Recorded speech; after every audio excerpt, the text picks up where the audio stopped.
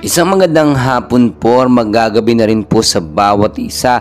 Latest weather update po tayo ngayong araw po ng Biyernes, January 12, 2024. Pero bago po tayo magpatuloy, pa-like and subscribe naman po. And pahit po ng notification bell para ma-update ko po kayo mamaya or bukas sa lagay ng ating panahon. So narito na po ang pinaka-latest hypnosis weather update natin. Galing na rin po sa Pag-asa. Patuloy pa rin po ang mga pagulan dito sa ilang bahagi po ng Southern Luzon and Eastern Visayas. Dulot pa rin yan ng shear line o yung linya kung saan nagtatagpo po ang malamig na northeast monsoon at ang mainit na easterlies. Yung ating northeast monsoon or amihan malakas pa rin po at nakakaapekto sa natitirang bahagi ng Luzon at unti-unti na nagdadala ng pagbaba ng temperatura lalo na po sa madaling araw, habang ang easterlies naman ay siyang nagdadala pa rin ng mainit na panahon dito sa ilang bahagi po ng Visayas at malaking bahagi ng Mindanao na meron din mga pulupulong pag-ulan. Wala naman tayo nakikita pa rin na bagyo or low pressure area na posibleng pumasok ng ating Philippine Area of Responsibility sa susunod na 3 araw. Asahan pa rin po ang pinakamaulang panahon dito sa may Bicol Region and Quezon. Kung dito po sa Luzon, epekto pa rin po yan ng shear line o yung bangga ng mainit at malamig na hangin. Mag-ingat sa mga posibleng pagbaha at pagguho ng lupa kung magpapatuloy ang malakas na mga pag-ulan doon. Sa ating mga kababayan naman po dito sa may Cagayan Valley, Aurora, Kalinga, and Apayao, magdala po ng payong kung lalabas pa rin ang bahay ngayong araw dahil pa rin sa epekto ng northeast monsoon or amihan. In nature po, light to moderate rains po tayo. Habang dito naman sa natitirang bahagi pa ng Luzon, bagyang maulap hanggang maulap na kalangitan in general ang iiral dulot po yan ng northeast monsoon. Mas madalas ang mga pag-ulan dito sa may Oriental Mindoro, Marinduque, and Romblon. Yan po ay dahil sa amihan. Yung mga kalapit na bayan dito po sa may Quezon, kagaya na lamang dito sa Rizal and Laguna at iba pang probinsya dito sa may Cordillera Region, mataas din po ang tsansa ng mga mahihinang pag-ulan.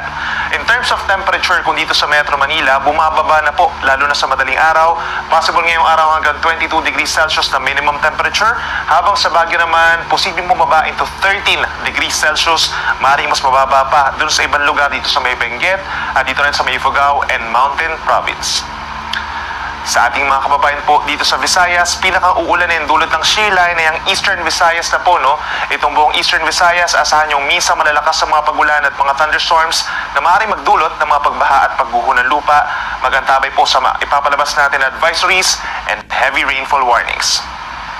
Sa natitirang bahagi po ng Visayas, may mga pagulan na as early as this morning dito po sa may parting Panay Island. Epekto po yan ng northeast monsoon or amihan, asahan yung mga may hinap pagulan doon. But for the rest of Visayas, central portion, itong Negros provinces, asahan yung bahagyang maulap hanggang maulap na kalangitan. May mataas na tsansa rin po ng mga pulupulong ulan, lalo na sa may northern Negros and northern Cebu. Pagsapit ng hapon, mababa ang tsansa ng mga pagulan dito sa may southern portion of central Visayas.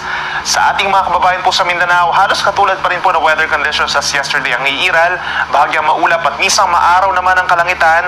Meron lamang mga pulupulong ulan dito sa may Davao Region at bahagi ng Soxargen sa umaga. Then meron mga localized thunderstorms naman po, lalo na sa may Caraga Region and Davao Region, pagsapit po ng hapon hanggang sa gabi. Pagdating sa temperatura, asahan yung sa Metro Cebu between 26 to 30 degrees Celsius lamang, habang mainit dito po sa may southern portion of Mindanao.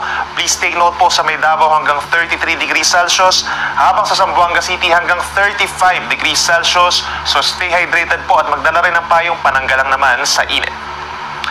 Dahil po sa pagbaba pa rin po ng northeast monsoon natin or paglakas dito sa parting Visayas, asahan po yung gale warning or yung matataas na alon dito sa may northern and eastern coast of northern Samar, sa eastern coast of eastern Samar, at dito rin po sa may northern and eastern coast of Catanduanes, hanggang 4.5 meters po ang taas sa mga pag-alon doon. Delikado sa malilitas sa sakyang pandagat. Imagine po ninyo na sa isa't kalahating palapag po ng gusali na taas sa mga pag-alon ito. Pero take note din po, no, sa dito ng baybayin po ng Luzon and Visayas, magiging maalon din po, possible yung hanggang 4 na metro dito sa may baybayin po ng Quezon, dito sa may baybayin po ng Oriental Mindoro and Romblon, habang sa may Ilocos Region, possible yung 3.5 metro taas pa rin ng mga pag-alon dahil sa pagpapatuloy ng northeast monsoon hanggang sa weekend.